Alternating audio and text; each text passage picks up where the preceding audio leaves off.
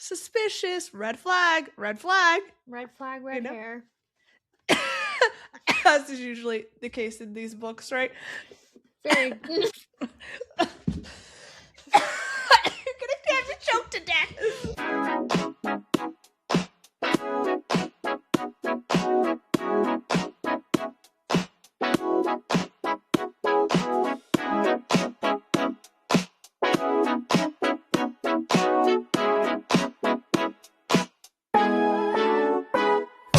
What's up, witches? Welcome back to the Tired Witches podcast. It is your number one witch bitch, Olivia here, joined by my lovely co-host, Ashley. And holy Toledo, holy smokes, oh my god, what are we here today for? You won't believe it, you guys. You won't believe it, but it's actually happening. It's time to wrap up this deep dive. I know you all are shocked, but we are finishing our deep dive into the Assassin's Blade. It's only been, 4 months? Well, we read it in March. We weren't ready to film it in March. I think we did it in April. Yeah. It's been a lot. You guys, first of all, before we get into anything, thank you so much. The channel hit 4K the other day.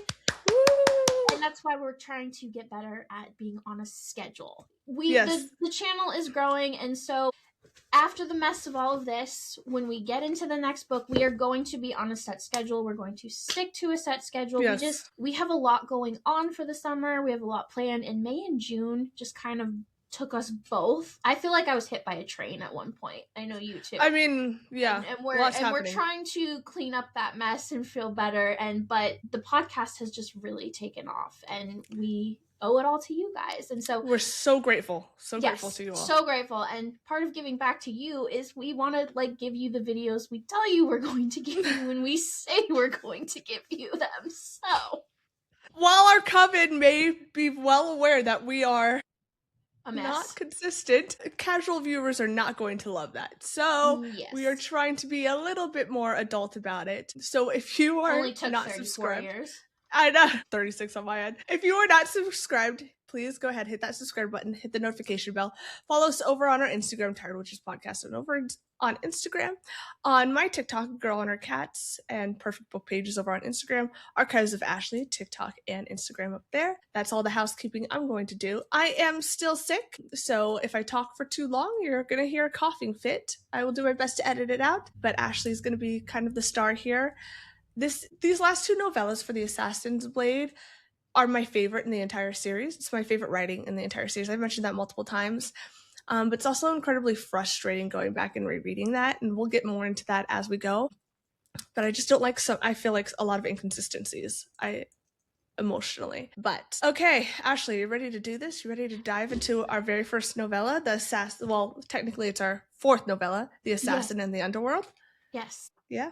Okay. Yeah, and just like you said, I really do overall, I do like the entirety of the Assassin's Blade, but these two in itself, the pace is a lot quicker. You're just, you're really getting to it. Whereas I first felt like the first three is building. It's building, it kind of drags. Here you're a little bit more, well, in the other ones you don't have Celaena with really the core group, the Assassins keep, she's not there. You don't get her relationship with Sam building.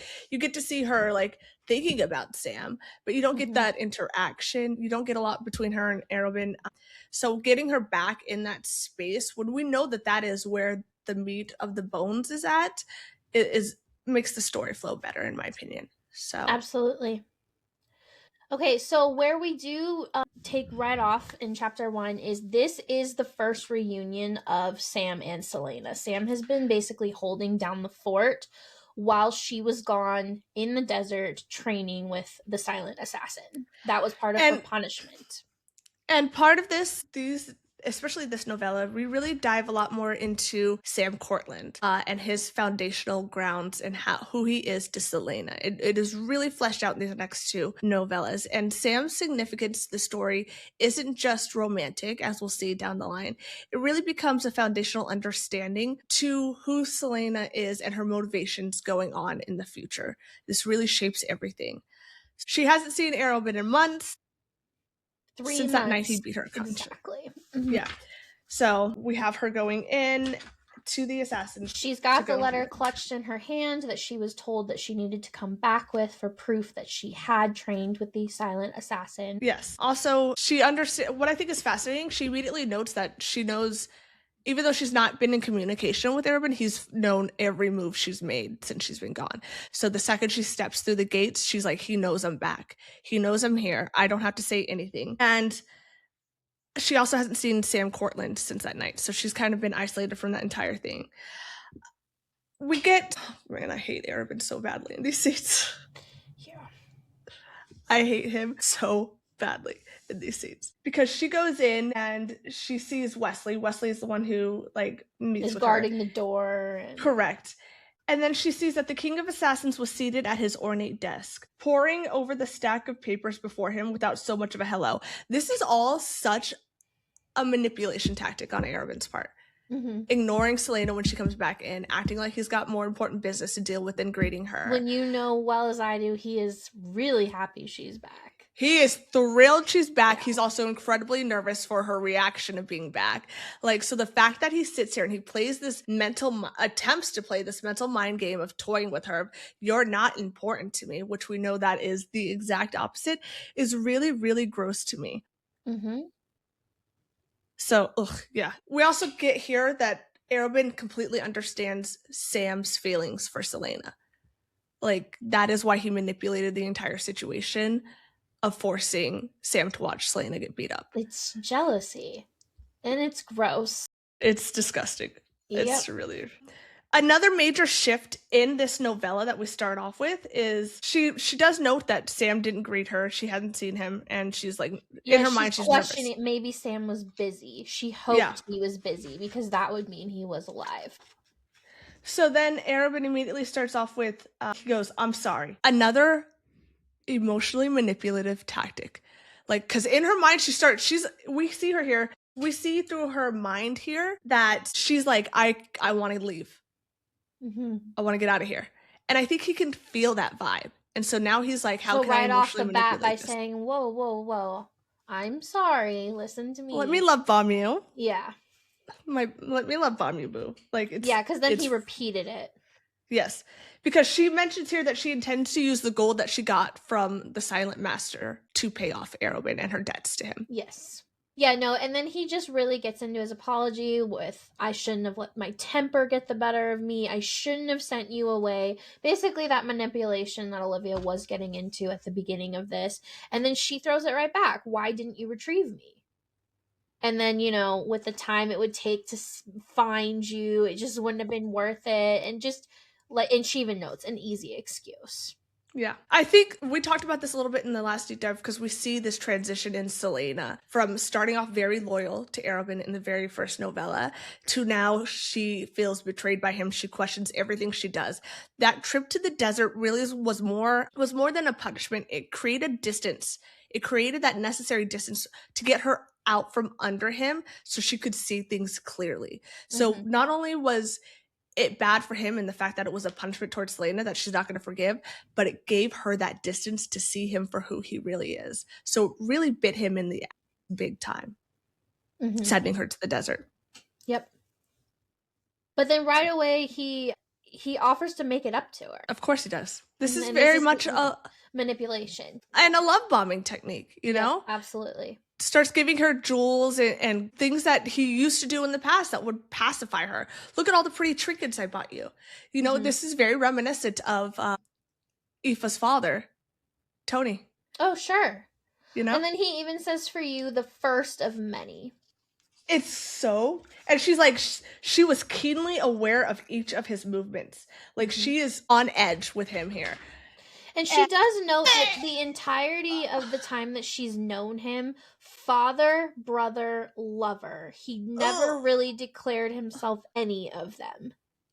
And certainly not the lover part, though if Celaena had been any sort of girl, and if another sort of girl, and if Arobynn had raised her differently, perhaps it might have come to that. Because he's whispering in her ear, he's stroking her cheek. It's really, and we know what happens later on, so this makes it even grosser that weird and then he goes, I've got another gift and it's an assassination. He's got a mission for her to go on, and And he lures her into this trap of taking this because it is somebody who's part of the slave trade. The slave trade, yeah. Mm-hmm. Yes. So he knows that that's important to her, and this is his gift of like, ooh, I'm not going to be a part of this, but I know you don't like it, so here's your opportunity to take out more people in it. And then we learn about, this is really the setup for Throne of Glass and what the world looks like when you get into it. They're talking about how they're going to create a road. And a road is going to make Melisande more rich and influential. Yeah. And so by her doing this, it's going to stop all of that. This manipulation is very effective on Celaena here because he knows what works. He knows what's going to grab her attention to start questioning, well, maybe I should stay. Maybe he's not as bad as what I thought. Mm-hmm. So his tactic here with her works brilliantly, unfortunately. Even though she could consciously understand his manipulation, you see her calling it out, and she wants freedom from this. Years of conditioning still has her trapped emotionally, and you get her here struggling with that emotion, you know? She's also still only 17 years old, too. You have to remember that as well. Well, and it's also not a weakness. This is years and years of results of emotional grooming and dependency that he's put on her. Mm-hmm. You know, he has groomed her. That's the bottom line. But then he does explain to her about the road and that she will need to retrieve documents, and obviously he has his own agenda here. So he's basically getting two birds with one stone. He's getting her forgiveness because he's giving her a task, but he's also getting done what he needs to be done. Yeah. And then immediately after doing this, he goes into like, I missed you. He's once again like brushing her hair across from her face. Ugh. He opens his arms up to her, expecting her to go hug him. Yeah. Gross. Yuck. She does not. And that hesitancy, I think, scares the hell out of him. Mm-hmm. The fact that she didn't do it, that she hesitated, because old Celaena probably would have gone to him. And he clocks that immediately. And I think that's what starts his gears here, turning into, how can I keep her under my thumb from this point forward? You know, because I think he starts freaking out internally here. Because there's now she doesn't trust him, and she's showing him, I don't trust you. So, yeah, lovely. This man is just disgusting. Yep, and then we get into the details of what it is. She basically, Celaena also has to retrieve is a list of names. And it's very important that this list of names does not get into the hands of the wrong people, because this all has to do with slave trades. Because Leifer doesn't believe in slavery, and she wants to protect the people on that list. People who are preparing to take the necessary steps to soften the blow of slavery in Melisande, and possibly even smuggle captured slaves to safety. And this is from Arobyn, so he's telling her that Leifer is the good person. Mm-hmm. Yeah. So after, that disgusting, I missed you, and she's like, I'll think about taking on the case. We have this where she's like, starts then to rationalize his behavior towards her. This is the manipulation tactic we pulled in. She's like, she knows even though there's no excuse, he's like, well, he's truly all I have, and I did betray him. She starts to soften emotionally towards him in this moment. Yeah. Because she's asking details. She's asking more questions. Like, okay, I'll take this on. Exactly. Yeah. Because she states she's beginning to see where it was going. Donoval, the guy that she has to go after, was practically wrapped in a ribbon for her. So this is basically Arobyn offering this up on a silver platter. Yeah. This is the gift that I know you want. And she says, I'll think about it, and leaves, right? Mm-hmm. And he once again apologizes before she leaves. But even every apology out of his mouth is another hook. Another bait, another trap to keep her into it, Another attempt at any type of emotional access to her. Because I truly think he knew that Celaena wanted to leave. She showed up with the intention of telling him, I want to get the fuck out of here. I want nothing to do with this anymore. Mm-hmm. And now she's leaving, agreeing to take on another. Now she's reeled right back in. Correct. Absolutely. Which was always his intent. Uh-huh. And so as she's making her way back up to her room, she hears laughter and voices. Oh my God, this part infuriates me so badly. You guys have no idea. And she's immediately like pissed off. And she's like, why is he laughing, having a good time while I've been off in the desert being punished? Which valid. I would also be like, what the hell?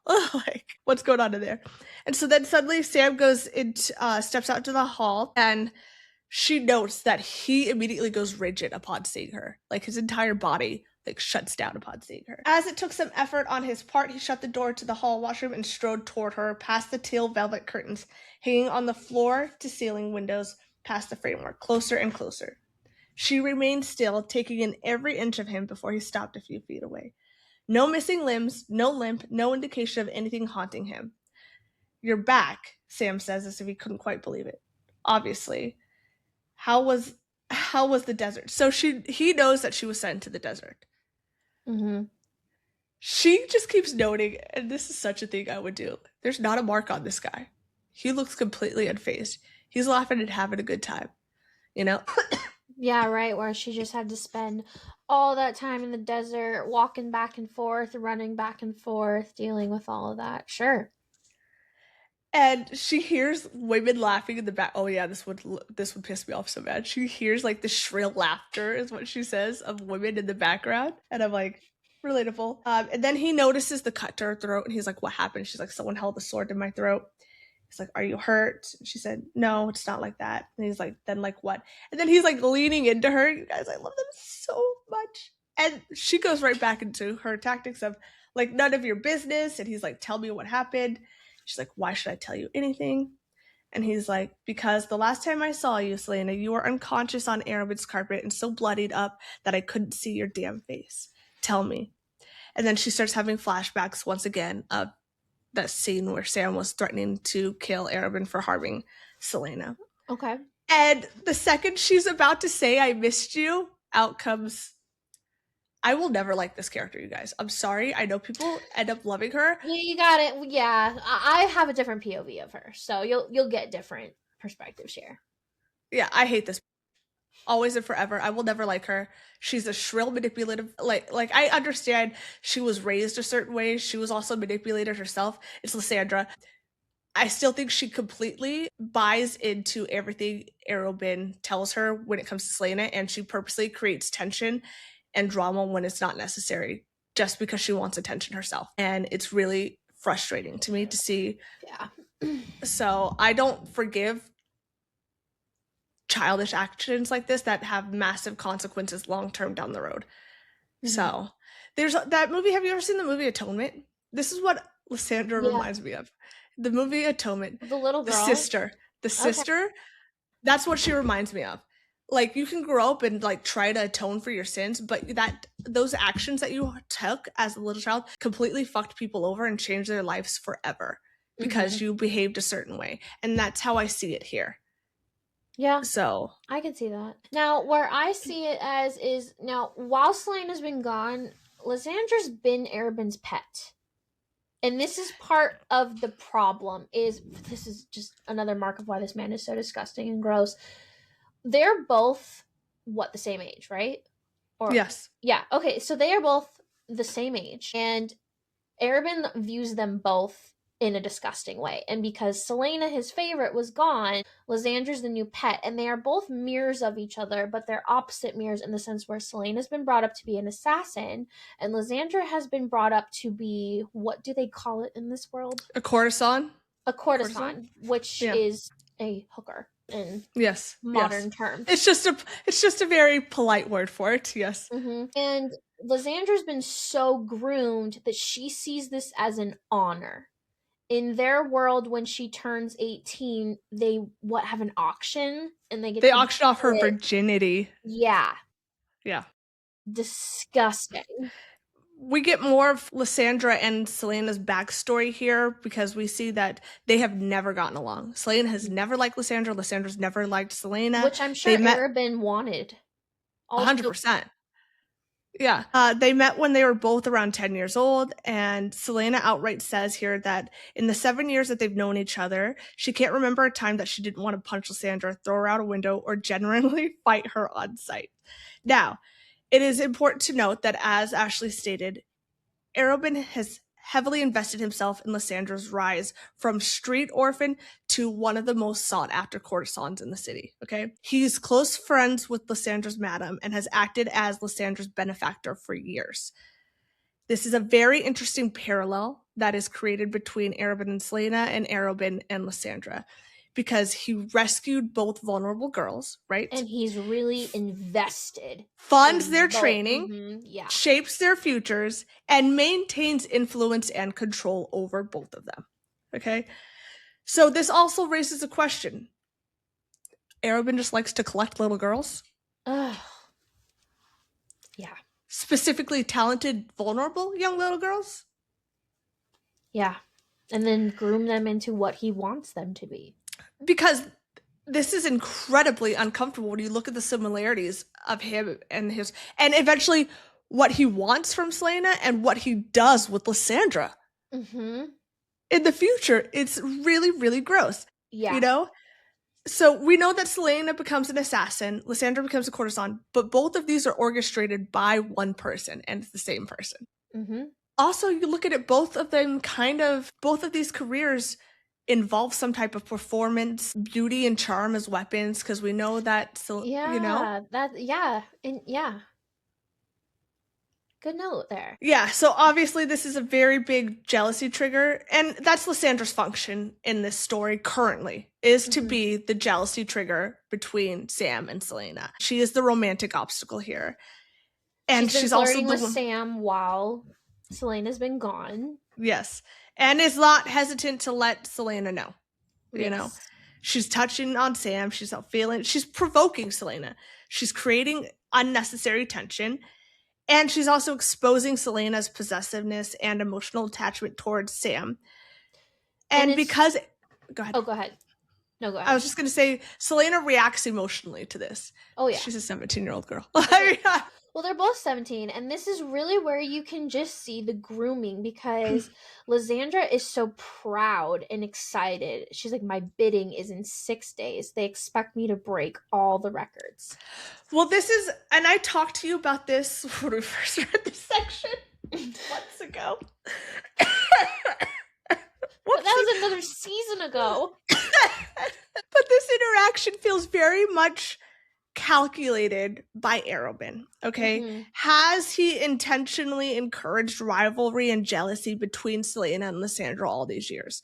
What is he whispering in Lysandra's ear about Celaena? You know? Vice versa, you know? Because she immediately comes into this conversation with status games, some type of subtle superiority, flirtation towards Sam, slight power signaling of her and Arobynn's relationship and the dynamic she has with Arobynn. And she starts talking about her bidding day, you know? She starts name-dropping people. Like, this is the 17-year-old girl who's having people bid on her virginity. And she's like, this is the person who might bid on me. It gives off, she's trying to come off of like, I'm valued, I'm desired. But instead it gives off this air of deep insecurity. She's insecure, you know? She's also 17. Yeah, but then both Lysandra and Celaena are products of Arobynn's world, you know? Oh yeah, I mean, case in point, Lysandra is excited that she's being offered on a silver platter in less than a week. Yeah. Lysandra touches Sam, and this is where Celaena completely spirals. She wants to rip her hand right off. She wants to rip her wrist off Sam's hand. And I love this because even Celaena's like, that was fast reaction, you know? She really reacts before she can rationalize it.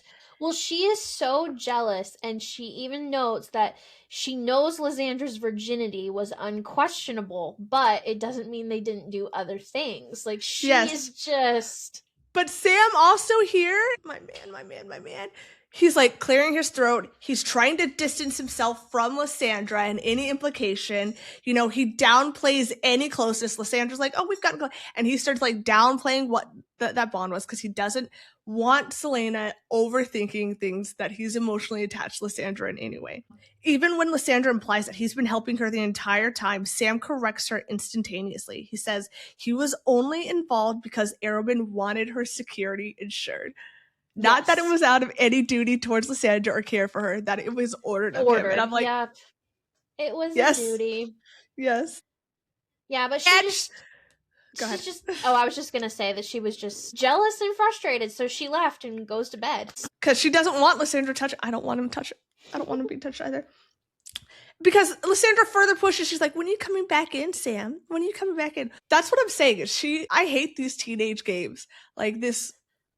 Oh, absolutely. It really bothers me. Trust me, I'm dealing with some of that in my household right now. I was going to say, as you're currently aware and going through, you should also really hate these teenage games. I really, really do. So then we get into chapter 2, and Celaena wakes up to a gift. More gifts from who? Who? Ugh. Arobynn. Oh, he is so fucking gross, okay? He ends up giving her hairpins. Another way, it shows how well he's able to manipulate her because he knows that she loves beautiful trinkets and clothes. Like, that's how he's been able to. And she does note that he does have good taste, and it was nice to be back in civilization with her beautiful clothes and shoes and jewels. Arobynn immediately reinforces that he understands this because he surrounds her with beauty, comfort, gifts, and reminders. She wakes up right away to a gift. Reminders of how luxurious her life is with him. Mm-hmm. You know? It's love bombing. But she does note that the convoy is going to arrive today, and this is a really bad time because there's so many different festivals happening. Did you pick up that this novella in particular mentions that it's raining a lot lately? Celaena particularly mentions. They're really setting the scene so it is a constant downpour. Yeah, so I'm wondering if that's intentional to create this melancholy, heavier atmosphere that we're going into. Absolutely. Well, because when you think about it, publication-wise, this book does come, fourth? Yeah. So you know it's not going to end well. And so obviously that is intentional with that setting. We find out that her and Arobynn had a private dinner the night before and that he was much more kind and gracious, even serving her the food himself. And I really hope he wasn't trying to speaking to her softly. Ugh. Oh, could you imagine? Ew. I thought of that. Oh, God. Here, now, I know I'm the boss here, but let me feed you.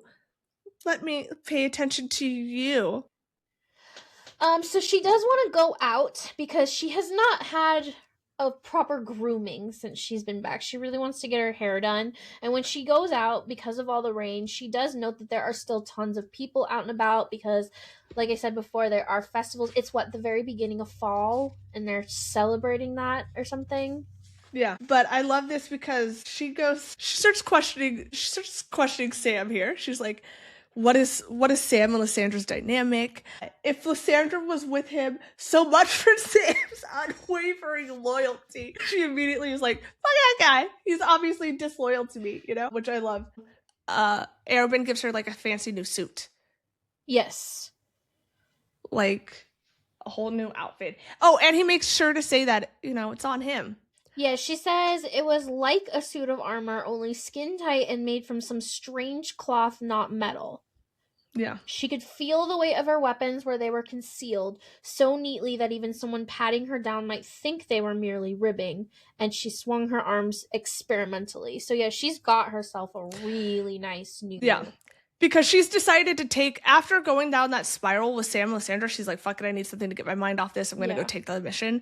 So that's when she goes and tells him, like, hey, I'm going to take on the mission. He gives her all this crap. He knows her measurements perfectly. Yeah. And she's with the inventor right now, and he's telling her how to use the suit and everything like that. And it's noted that Sam also has a new suit. But guess what? Arobynn is not paying for that. Yep. She asks how much her stuff is, and then, of course, Arobynn it's a gift, as are the boots. It's interesting because she does note that he had to have had this commission before she returned. Mm-hmm. So he was already in his mind thinking of ways to manipulate. He planned this, he anticipated her return, and he anticipated needing to win her back over. So it's no longer like a spontaneous remorse here. That's when she asks if he got one for Sam, and he's like, yes, but Sam will be paying everything for himself. Once again, the contrast here is everything. Gifts for Celaena, but Sam's debt increases. She also says she noticed that he didn't refer to Sam as an assassin.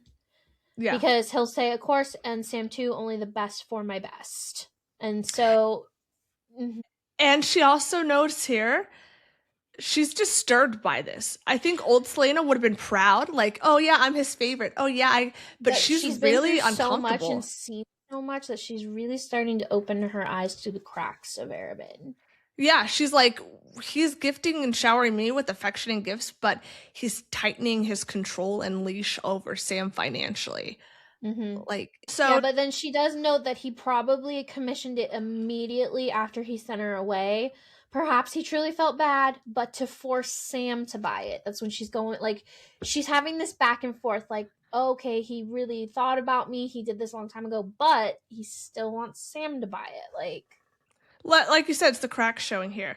And he tells her, I'm glad to have you back, and he leaves the room whistling because he's thrilled. He's completely satisfied with this interaction. He thinks the gifts have worked, the affection has worked, and the love bombing has worked on Celaena here. And she's come back into his fold, right? But we know from her perspective, she's still questioning things. And as soon as he is gone, she gives the Tinkerer some of her spider silk that she got when she was in the Red Desert and asks if he can sew it into one of the suits. I love these two novellas so much because we don't waste any fucking time. We get right into it. As she's leaving the fitting, she runs into Sam, and Sam sees that she's in her suit, and he's in his suit, and he looks at her and he goes, another gift? And she's like, is there a problem if it is? He crosses his arms, and she starts noting, like, hey, he looks pretty good in that shirt. Like, she's like, wow.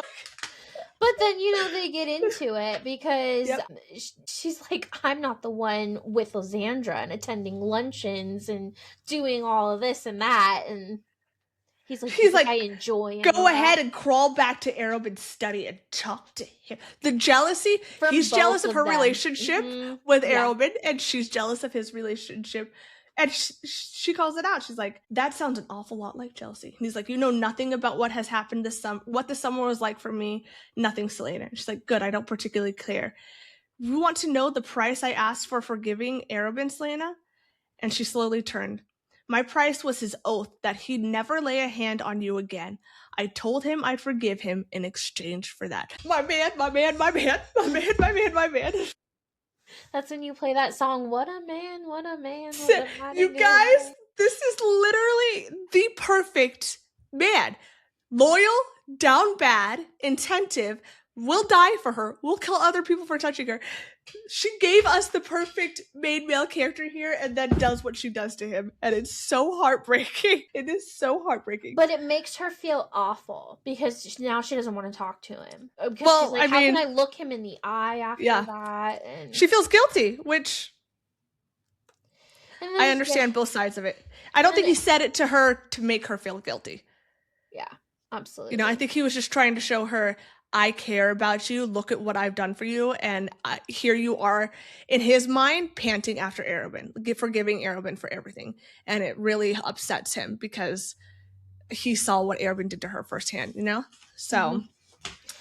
And then we end the chapter with Arobyn telling Celaena she needs a dress. So they are going to the opera or some... It is... orchestra, right, is what I would call it, or an orchestra. This is where they play the music, and we find out here they're going to Arobyn's private box. This is one of Celaena's favorite things to do. She loves music. She loves all this, and unfortunately for her, Sam and Lysandra are joining. I would have thrown myself out immediately if I saw Sam and Lysandra. Like, after that interaction with Sam, I would have... No. So they're all going, and she's even mentioned she doesn't want to watch Lysandra test out her flirting tactics on all the men in the room. Could you imagine being a 17-year-old girl and have to show your benefactor that you can flirt with men appropriately? Oh yeah, the whole thing is just disgusting. The fact that he has this obsession with his two pets that are two 17-year-old girls, it's nothing should shock me, really, considering the state of affairs in the world right now. Nothing should shock me, but yeah. Arobyn's Island is what it should be called here. So they go into the box and they're sitting down, and he's whispering in her. Arobyn's whispering in her ear, kind of showing her where Donoval is. Mm-hmm. He's like, he's on the third box in the front stage, second row of seats. And then he points out Leifer, the former wife who'd hired her. Mm-hmm. And we kind of get here. She's just kind of taking in the surroundings. I do want to note here, in her mind, she's like, I want to tell Sam he looks handsome. So she does, before everything starts, does that typical thing, is last moment so he can't respond. She's like, you look handsome. And then is right back to it. He's shocked, especially. I want to note who was right next to her this entire time watching the interaction between Sam and Celaena. Who was watching this entire time? Arobyn. Mm-hmm. He's clocking everything. Yep. So Sam then, his hand brushed her shoulder and she almost jumped out of her skin as he brought his mouth close to her ear and murmured, "You look beautiful tonight, though I bet you already know that." And she says in her mind, she most certainly did. I hated Celaena before this. Like, after Crown of Midnight, I despised Celaena. So, sure, because of certain plot things. A certain plot thing, and I felt she was very... with the way she reacted emotionally to things, I was like, what the hell's going on? This book explained a lot of it to me, honestly, sure. Which is what was needed. Yeah. So the music comes on. Gosh, the music comes on. They are watching the show, and she is just talking about... The music comes on, and she's very emotional about it. And after it ends, she starts crying. And Lysandra goes, "Wow, I didn't know you had a shred of emotion. A shred of human emotion in you." Just that's what I'm saying. That little dig. Like, unnecessary. She didn't need to say anything here. And Sam tells her to shut up. I love it! Yes. And then she remembers to look at Donovan, and now his box is empty. Yes. And she mentions that she's the last person to leave the theater because she's really just wanting to soak up. Celaena's and this theater is important foreshadowing for later down into the book and some stuff that happens in the later books. Mm-hmm. So then Arobyn tells her that there's going to be another party, a party for Lysandra and her madam. And asks if Celaena wants to go. And Celaena's like, absolutely not. I don't need that. Why would I even know? She then finds, she can't sleep, so she walks to the music room and she finds the pianoforte and she starts playing. She's trying to replay the music that she heard from the show. She can't. She keeps messing up. And that's when Sam is in the room with her and he's telling her, "Close, but not the same, is it? It must drive you mad not being able to get it exactly the way you remember it." And she's like, "I was just fooling around. I can't be the best at everything." But then he does say, "Why didn't you trail Donovan after the theater? Don't you have only 4 days left?" And she paused, still itching to hear the music once more. Some things are more important than death. And Sam's eyes flickered. "I know." And she immediately goes right into it. She's like, "Why are you helping Lysandra?" Sam frowned. "She's not all that bad, you know. This is an important thing to take here. When she's away from other people, she's better. Don't bite off my head for saying it, but even though you taunt her about it, she didn't choose this path for herself like us. She just wants your intention and acknowledgement of her existence." I think those words are very important. She wants your attention and acknowledgement, you know? Well, not also, Sam's, not Arobyn's. You have to wonder, too, jealousy amongst the two of them, because here Celaena got to be brought up to be a really cool assassin and fight people, and Lysandra's over here like, you're going to the highest bidder for a night on your back when you're 18. Yeah. That's your only worth, basically, is what Lysandra's been taught her entire life. Yeah. Where she gets to see Celaena do cool things. I think it's, they could have been almost sisters. They could have been each other's support system in this if there wasn't that big redheaded buffoon. That's a great way of putting it, honestly.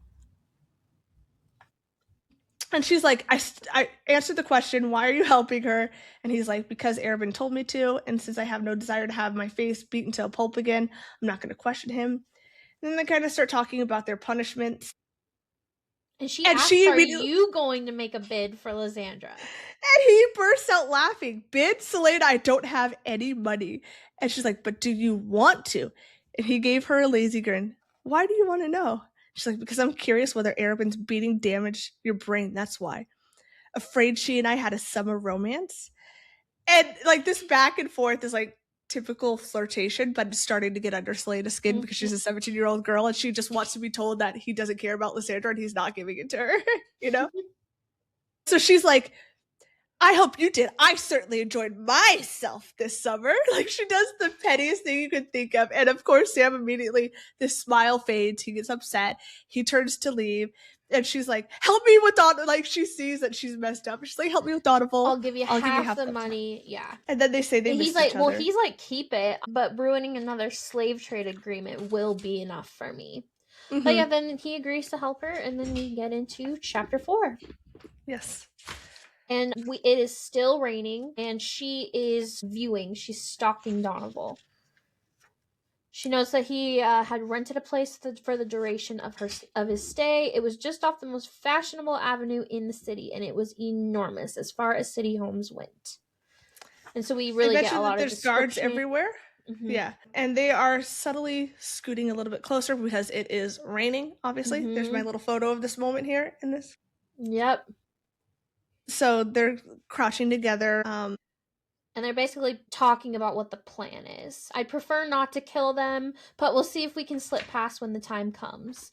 And then they're talking about, the guard duty, just the plan and everything like that. But like she said, this is a very popular moment in the book. A lot of fan art is from this particular scene. Because then he goes, so about what happened with that mute master's son. And she's like, and he goes, how close were you exactly? And she notices that he's like fisting his hands. And in her mind, I love this. Her mind is like, just tell him the truth, you idiot. And she's like, nothing happened with him. It was only a bit of flirtation, but nothing happened. Well, nothing happened with Lysandra, and nothing is going to ever. And she goes, and why exactly do you think I care? And he goes, since we're friends now, I assumed you'd want to know. And she goes, I think I'd preferred it when you wanted to kill me. They're so cute, you guys. You can't tell me boring old stale kale is anything near the level of Sam fucking Cortland. God. But they're talking about how the document she needs, it's probably a private study. But then they mention that there is a big party tonight, a harvest moon party, and it's in the center of the city. Yes. So then they end up parting ways, but she ends up getting a little gift from Sam with a little note. I do have this too somewhere. I have this little printout too. It is sheet music he got for her for the performance that she'd seen the night before. It's so cute. Now I gotta find it. You're a grown-ass woman, by the way. Keep going, Ashley. Okay, hold on one second. I'm looking where we left off. And then he says, his little note says, try not to stain them with your tears when you play. It took a lot of bribes to get these. That's cool. That's a cool one. I like it. See? Money well spent. This is what you do with adult money, people. Absolutely. Buy what makes you happy. Exactly. So this is just a very, they're still planning what's going on, but they're flirting back and forth. So then she goes back to her room, she finds the sheet music, and then we jump into the Harvest Moon party at Leifer's riverfront house. And Celaena's wearing an exquisite gold and blue dress. This is page 272, FYI. And she's saying that everyone who was anyone in Rifthold was there, that is everyone without royal blood, though she could have sworn she saw a few members of nobility mingling with the bejeweled crown. So she's just going around. Sam's flanking her. I do love this scene too. Leifer introduces herself. Arobyn's crooning, and he's like, "Allow me to introduce you to my niece Diana and my ward Sam." My niece, you're disgusting. You are literally foul. And she's even like his niece. That was always the story, always the ruse. Whenever they had attended events together, and she could tell that everyone knew that Celaena was not his niece, which is interesting. Why, if this person's already aware of it, clearly, why would you introduce her? Why are you keeping up the ruse? Yeah. Suspicious. Red flag. Red hair. As is usually the case in these books, right? Very. You're gonna have to choke to death. Oh my gosh. But they do spot Donovan at the party. Sam's like, he looks cozy. But they're really taking in the scenery. This is a huge thing. They're in this giant ass ballroom. There's bodyguards. He's been drinking, so Celaena notes, I have a feeling he's not going to get up for a while. Yeah, because they're asking, do you think he's going to meet with this conspirator tonight? Mm-hmm. And Sam and Celaena's like, no, he's not foolish enough to do so. And she's like, don't follow me. Yeah, and then he starts slobbering over the neck of a girl. Like, it's just, he's drunk. He's having a party. But she notices this. She notices him slobbering over these girls. And so she's like, I'm going to go try something. So she tells Sam, stay here. Don't come with me. I'll come find you when I'm done. And she's like, hey, don't do anything, basically. Because now she's got her eyes on Donovan and she's going to go walk over there to Donovan, and she's going to put herself. So we go jump into chapter 5, and the 4 courtesans notice her approaching Donovan, who looked up from the neck of the courtesan currently on the receiving end of his affection. And she's like, my lord. She immediately goes into her strategy of trying to, use her beauty to seduce him. Yeah. And she's like, I'm so sorry to interrupt, but my uncle is a merchant, and he speaks so highly of you that I And he's like, go on, my dear. He's like fixed on this like shy, bashful act she's putting on. It's so gross. What is with these grown men? There's a lot of it's so disgusting. It's so disgusting.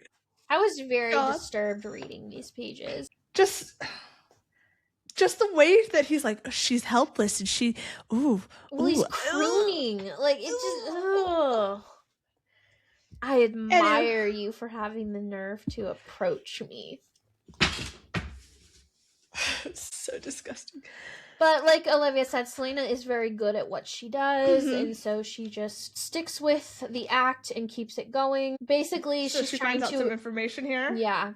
They're arranging a dinner with each other. Yes. And so that, because she's trying to find out like his timeline of what he's doing that night. And so she does. She finds out the meeting time, and she's like, she then walks back over to Sam, and she's like, drink up, Sam Cortland. We're not washing our hands in blood tonight. So she dances and dances, and then we get more of her and Sam. She's just having a good time because this is her element. And we see this actually in Throne of Glass and Crown of Midnight too. She loves parties. She loves dancing. You know? Yeah, the older partygoers had long left, ceding the dance floor to the young and beautiful. Such ageism. I know. And it's 3 a.m. What the hell are y'all doing up at 3 a.m.? Go to bed. Jesus Christ. Yes, but this is important because we have the clock struck 3. 4 young men wearing masks stood atop the steps, surveying the crowd. It took all of 2 heartbeats for her to see what the dark-haired youth was their ringleader, and that the fine clothes and the masks they wore marked them as nobility. Probably nobles looking to escape the stuffy function and savor the delights of Rifthold. The masked strangers swaggered down the steps, one of them keeping close to the dark-haired youth. That one had a sword, she noticed, and from his tensed shoulders, she could tell he wasn't entirely pleased to be here. But the lips of the ringleader parted in a grin as he stalked into the crowd. Gods above, even with the mask obscuring half his features, he was handsome. And she is describing Dorian. And then his sidekick that is not happy to be there is Kale. Yeah, she even notes here he's boring. I think that's an interesting note though, like just off the body language and everything. Like you these guys are not name by name or anything like that. You are just told what they look like and their body like. If you're reading this for the first time, you don't know who this is, but if you're reading this third, if you're reading this fourth, you're like, oh, I know who these guys are, you know? So it's a cute little Easter egg. And of course, she's checking out Dorian as any sane woman would in their right goddamn mind. Yep. And she gets caught by Sam. And then it took the masked stranger a few minutes and a knowing smile. She really flirts with Dorian. Oh my gosh. Because so he comes like, up to what's her. Your name? Wind. And he slides his hand around her waist. And dust. He's so bold. He's like, let me call you mine for a dance or two. And that's and then Sam comes up. Her. And he's like, she's spoken for. And Celaena grabs Sam's elbow. And she's like, enough. And she whirls, and she's like, what in the hell was that for? He goes, you're drunk, and he knew it too. So, and he's like, you'll date me in the morning? Jesus, just because we're working together doesn't mean I'm suddenly incapable of handling myself. And they kind of get into it here. She's like, I don't need an escort. Besides, don't you have Lysandra or someone equally for hire to be with? Celaena, that's dirty. And he's like, I don't want to be with Lysandra or anyone else for hire. And you're a damned fool for not seeing it. And she's like, I am what I am. I don't care what you think about me. Babe, listen to his words. Listen to what he's saying. Right. Like, and he goes, well, I care what you think of me. I care enough that I stayed at this disgusting party just for you. And I care enough that I'd attend 1,000 more like it so I could spend a few hours with you when you aren't looking at me like I'm not worth the dirt beneath your shoes.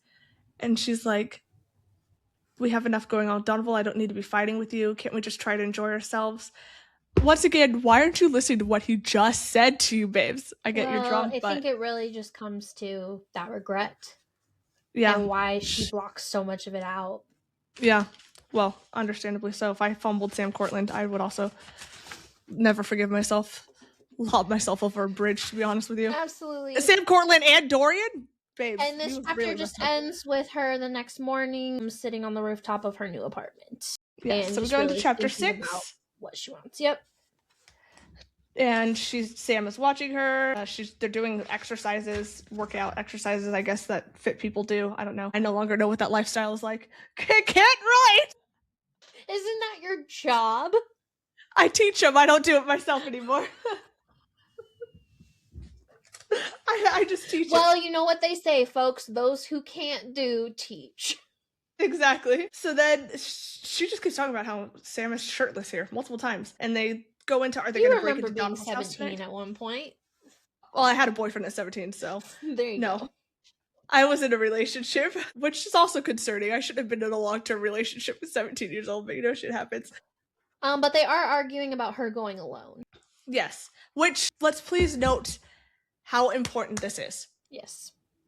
This entire conversation, he does not want her to go alone, is a parallel to something we get that happens later on. Yes. And like Celaena fashion, she argues and, says that she's done all of this before. She can do it again. And then he just says, be careful, get a look at the documents and go. He's like, Don't put yourself at risk. We still have 2 days. And then Lysandra comes out and she's like, Sam. And she drinks him in, especially his shirtless torso. And he goes, did you have another luncheon with Arobyn? And no, we're here for tea. Arobyn promised a silver tea service. You must join us, Sam. And she's grabbed onto Sam's hands, which Celaena notices. And Sam immediately notices Celaena noticing, so he wiggles his hands away. And then he turns and he asks Celaena to have lunch with him. And she's like, I'm busy. Go enjoy yourself. Girl, the opportunity was right there. Oh, I know. And then we jump to her at Donoval's house. Now, she does note that it was unguarded. Yes. So another red flag. Girl, you are supposed to be one of the smartest assassins in the world right now. It just goes to show you what happens when you're in love. That's true, too. Especially with someone like Sam. I would also be very distracted. But she gets attacked. All this as a happily married woman, by the way. Anyway, she tries to go to the house and she gets jumped. There's that. Jump to chapter 7. She's talking about how she's fighting with the guy. And then she gets knocked out. She awoke, but she didn't open her eyes. She kept her breathing steady, even as she inhaled the reek of filth and damp, rotten air around her. And he says, I think that's enough sleeping. Hello, lovely. Thought we didn't notice you spying on us for days, did you? You might be good, but you're not invisible. This goes to show how she's been distracted a lot lately and not as involved in her job as she should have been. Yep. It goes right back to the place being unguarded. The fact that she was able to open that window super easily and just hop in. It was they were waiting for her. Yeah. So this is Philip. Anyway, blah, blah, blah. They throw her into the sewers. Disgusting. And he's like, enjoy your swim. Blah, blah, blah. Let's get to the important parts here. She's struggling in the water. Yeah, okay. Suffocating. Oh, this poor girl. Oh, how's she ever going to get out of this? Oh, I don't know. Except I do know. Because then all of a sudden she hears Celaena. And she's yelling here in the sewer. And she knew immediately that was Sam Cortland's voice who has come to save her. The water's reached her calf. She's like, please get me the hell out of here. He's like, shove with me, and they're pushing onto the grate. What are those things called? The street I think grate? It's a sewer grate. That you pull up, but they're super heavy, right? Yeah, I think it's just a grate. He can't get it up, and she's begging him, Sam, and the water's rising, and she's ends with take my body home to Terracin, Sam. And with a gasp, she went under. And then we get into chapter 8, and obviously he pulled her out and is trying to give her CPR. But yeah. She's vomiting up water. She's got 3 baths in a row, which also, that's not enough. I don't blame you, girl. No one deserves that sort of death, Celaena, he says, after they're talking. Because she's like, you could have left me to die. And he's like, not even you. And besides, I thought we were beyond that. She's like, thank you for saving me. She reaches for his hands and she's like, and I'm sorry. I'm sorry for involving you, what happened in Skulls Bay, and for what Arobyn did to you because of it. He examined their linked hands and she quickly let go. And then she tells him about the summer that she spent in the desert and kind of talking about that. And he's like, I'm sorry. And she's like, so am I. Well, I suppose our mission just got a little more complicated. And she goes, because my list of people to kill is now 1 person longer. So she sleeps until noon. This is chapter 9. She jumps to this. Mm-hmm. And she walks into Arobyn's study and she sees him. And he's like, I'm surprised to see you out of the bathtub. This is where she goes to pay off her debt. Mm-hmm. Yep. Because she goes, I think this covers my debt, forcing herself to smile, and then some. Yes. And he's remained seated, completely silent. She swallows, feeling sick, and she's like, why has she suddenly thought this was a good idea? And she goes, I want to keep working with you, but you don't own me anymore. His silver eyes flicked to the trunks, then to her in a moment of silence that lasted forever. And he said, can you blame me for hoping that this day would never come? And she's like, I mean, and I want to keep working with you. And then she's like, I can't tell him about the apartment that I want to move out, blah, blah, blah. And he says, and I'll always be happy to work with you. Do I want to know where that money came from? And she said, the mute master payment for saving his life. And he goes, well, allow me to extend my congratulations. You're now a free woman. Good luck with Donoval tonight. Let me know if you need my help. He just handles this too well.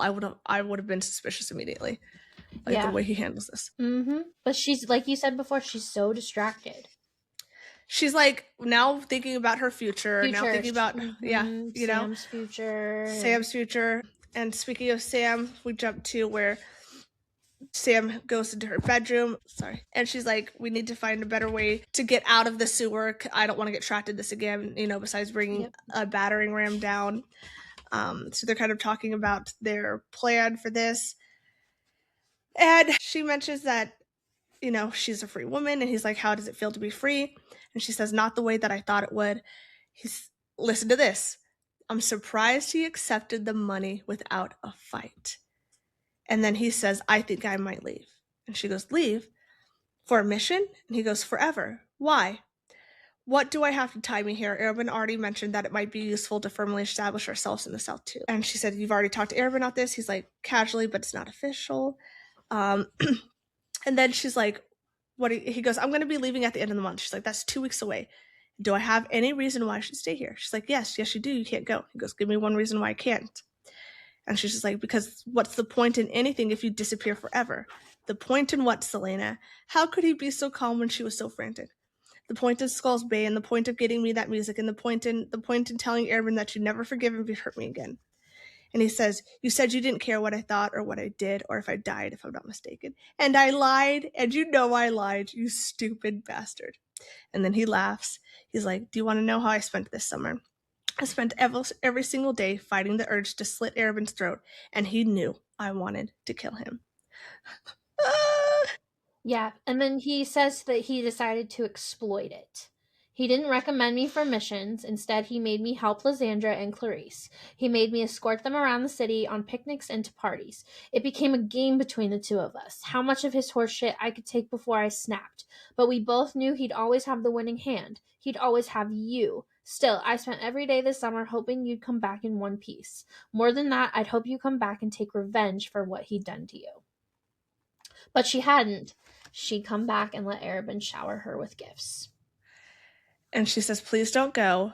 He says, you'll be fine without me. You always have been. How can I convince you to stay? He says, I can't. You can't. Do you want me to beg? Is that it? No, never. Then tell me. He grabs her shoulders and shook her. And she's like, why can't you let it go? And he's like, because I love you. Her mouth fell open. I love you, he repeated, shaking her again. I have for years. And he hurt you and made me watch because he's always known how I felt too. But if I asked you to pick, you choose Arobynn, and I can't take it.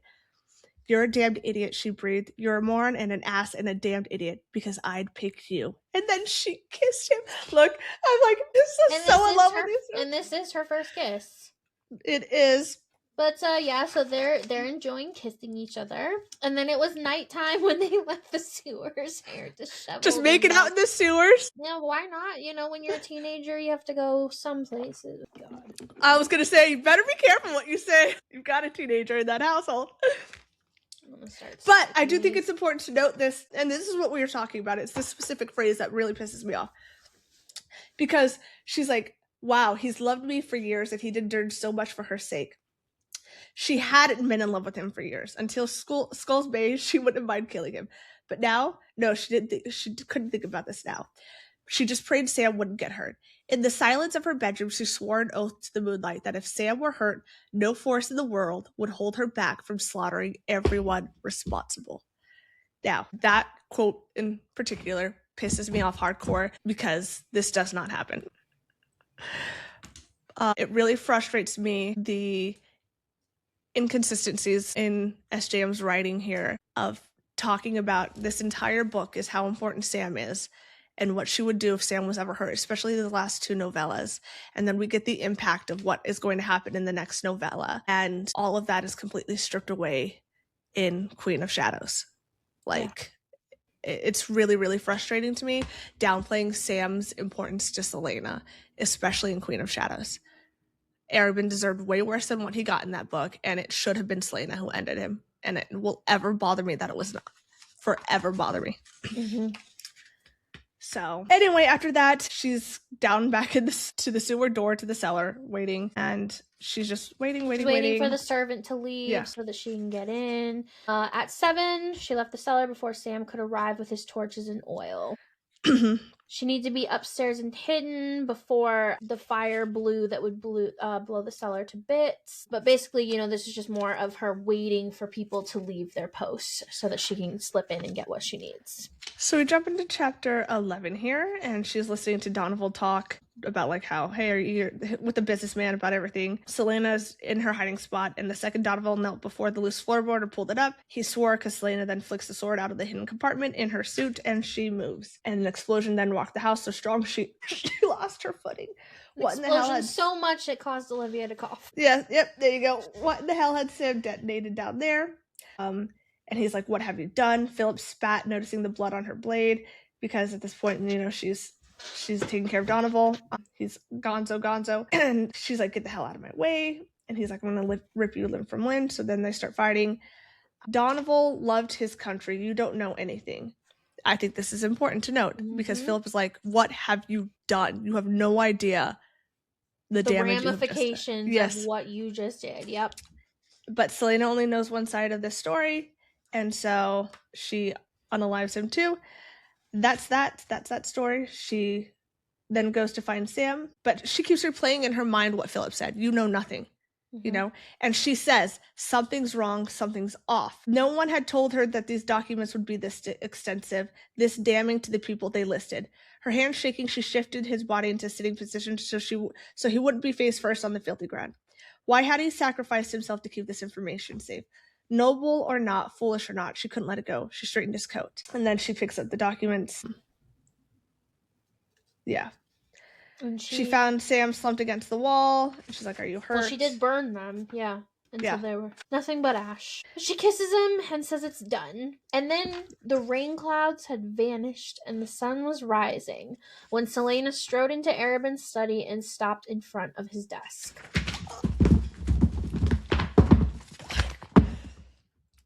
I hate this man so goddamn much. And then she does tell him that Donoval's partner burned his own documents before she could see them and poisoned himself. Yes. Arobyn's not smiling. He's like, I've never seen you leave such a mess in your wake. And she's like, at least people will think Donovan died in the fire. Without an identifiable body, how can anyone be sure he's dead? She's like, he's dead. He goes, you won't be paid for this. I know for certain Leafers won't pay you. She wanted a body in both documents. You only gave me one of the 3. She's like, that's fine. And then he goes, you haven't figured it out yet, have you? As he starts laughing. Honestly, I expected more from you. All the years I spent training you, you couldn't piece together what was happening right before your eyes. And she's just like, spit it out. There was no trade agreement. Arobyn said, triumph, lighting his silver eyes. At least not between Donovan and his source in Rifthold. The real meetings about the slave trade negotiations have been going on in the Glass Castle between the king and Leifer. It was their key point of persuasion in convincing him to let them build their road. Oh my god, he's so disgusting. And she's like, what have I done? Because then she starts playing once again. So then she says basically Donovan had been working to set up a system of safe houses and form an alliance of people against slavery across the empire. Yeah. Donovan, bad habits or not, had been working to help the slaves, and she'd killed him. Worse than that, she'd given the documents over to the people who didn't want to stop slavery at all. No, Leifer wanted to profit from it and use her new road to do it. And she and Arobyn had concocted the perfect lie to get Celaena to cooperate. She says, is this punishment for Skull's Bay? While I might regret beating you, Celaena, you did ruin a deal that would have been extremely profitable for us. Like she was a part of this disgusting mess. You might be free of me, but you shouldn't forget who I am, what I'm capable of. She says, as long as I live, I'll never forget that. Yesterday, I sold Casita to Leifer Bardingale. That is important to note that this is the horse that she got in the Red Desert that is worth a lot of money. Yeah. And he goes, why should I care about your horse? And she says, the money is on its way to your vault in the bank. At this moment, Sam's debt to you is paid. From right now until forever, he's a free man. Arobyn stared back and then shrugged. I suppose that's a good thing, because I spent all of the money you gave me when I was at Lysandra's bidding last night. My vault feels a little empty because of it. Disgusting. She goes, I'm moving out. I've purchased an apartment and I'm moving there today. He says, do come back and visit us sometime, Celaena. She goes, why did you do it? Why shouldn't I enjoy Lysandra after all of these years of investing in her career? And why do you care what I do with my own money? From what I've heard, you have Sam now. Both of you are free of me. So you're doing this to get at Celaena because she doesn't want to be with you? She wants to be with Sam? Yeah, just a disgusting old... He'd spent her money on a person he knew she hated to belittle her. Yeah. And she's like, she's like, don't come looking for me for a good long while because I might kill you if I ever see you again before then. And he says, I look forward to the fight. And she leaves. And then she stumbles upon Lysandra, who is now dressed, ready to be serviced at any time, basically. And, you know, she's been so groomed because she puts in Celaena's face, I went for a record price. Thank you for that. Rest assured, your gold went a long, long way. Disgusting. Absolutely disgusting. He's disgusting. And then she runs into Sam, and he's like, I heard what he did about both Donovan and Lysandra. I never imagined he'd sink that low or use your money like that. I'm so sorry.